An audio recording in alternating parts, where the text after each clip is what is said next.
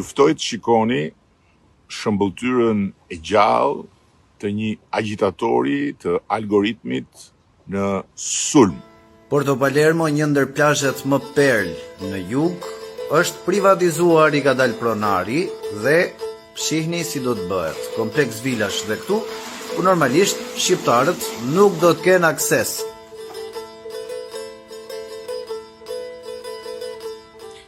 Këtu nuk kemi të bëjmë me një interpretim të mbrapsht, të një masterplani që mund të jetë real. Ka për shembull masterplane reale në librin Albanian Files, të cilin inkuizicioni dështak zemrakëve të kohës së zezë të protestës e ka kthyer në një akt akuze për mua, për arkitektë huaj. 10 prej tyre janë nderuar me Nobelin e arkitekturës, Pritzker Prize. Këtu nderohen me një akt akuz. Janë masterplanet porositura nga subjekte private në troje private, të cilat arkitektët kanë zgjedhur t'i vendosin në dosjen e tyre në libër, në liri të plot, dhe ka prej tyre masterplane që nuk janë pranuar nga Këshilli Kombëtar i Territorit, provë që Këshilli nuk është fasad, po është institucion serioz.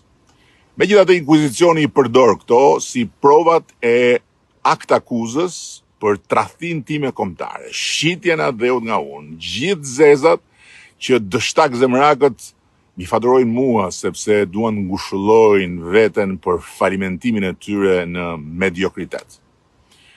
Por ky agitatori i algoritmit e ka fabrikuar kryekput këtë shëmti. Pra ky e ka bërë vetë me ChatGPT.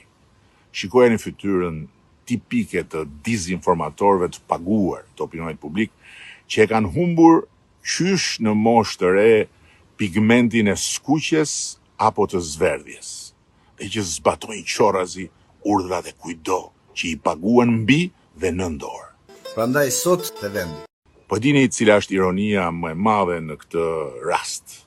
Se ka plot të tilla, po pse zgjodha këtë? Sepse pasi kemi kthyer një sër kërkesash gjatë viteve për ndërtim në atë zonë, ku është bërë dhe një batërdi me titull pronësie të dhënë Kuturu në kohën e coptimit madh të pronës në Shqipëri, unë personalisht i kam kërkuar qeverisë të miratoj mbrojtjen e krejt gjirit Porto Palermos nga ndërtimet.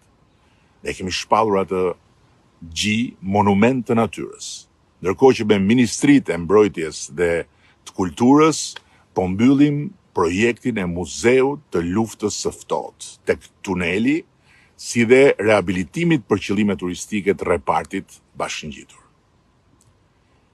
Jetojmë në një kohë shumë të vështirë për të vërtetën, por ky nuk është justifikim. Kjo është dhimbje.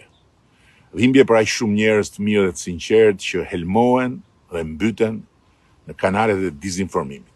Po kjo është edhe një ndjesi faji, përgjegjësie, borxhi torturues ndaj tyre, sepse unë nuk kam ditur të bëj dot sa duhet, nuk kam ditur ta bëj si duhet, për t'i mbajtur të informuar, për t'i parapërgatitur, për t'ju dhënë mundësinë që të kenë një farë imuniteti nga gjithë viruset e atyre kanaleve, dhe më shkurt, më thjesht, për të qenë më pranë tyre.